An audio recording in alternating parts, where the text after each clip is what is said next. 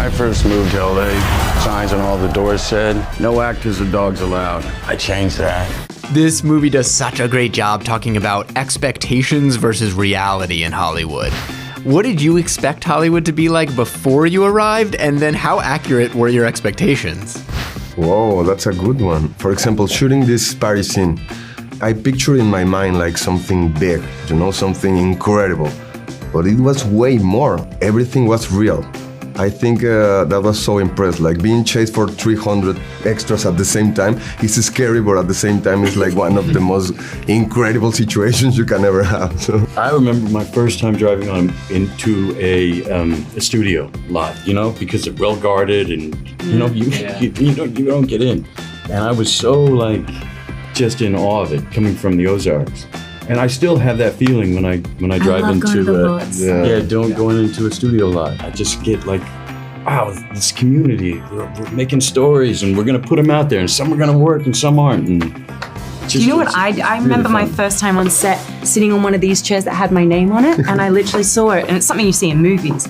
But like America, I didn't realize that so many things you see in movies are actually the case in America. But that I was like, who did this? Who got this made for me? And they were like, it's in your contract. I think it's just a regular SAG rule that you get. I was like, I'm gonna get this every time I step on. I was like, this is amazing. The girl seems nice. She is. She has no idea what's next. In the film, a fan has Jack Conrad's face tattooed to her back. I got your face tattooed on my back. Who was the star you idolized in that way growing up? I have a tattoo based off of a character that Brad Pitt played in Troy.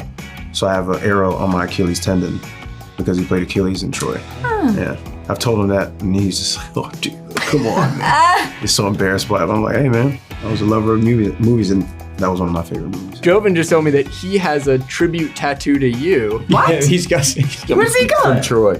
How does that make you feel? Well, I have George Clooney on my back, so. No, you don't. Of course I don't. I don't know. You have heaps of tattoos. I don't know. Yeah, true. That's true. But I do have Damon. How do you like them apples? Was there a prop or costume you would have loved to have taken home with you? That first big headpiece I'm wearing that looks like an Airtay print was actually the only one they didn't actually custom make for me. That one is almost 100 years old. And I just loved it. I got to keep one of my costumes. Beautiful green pajamas. There's this one suit, it's a blue suit that Jovan Adepo wears.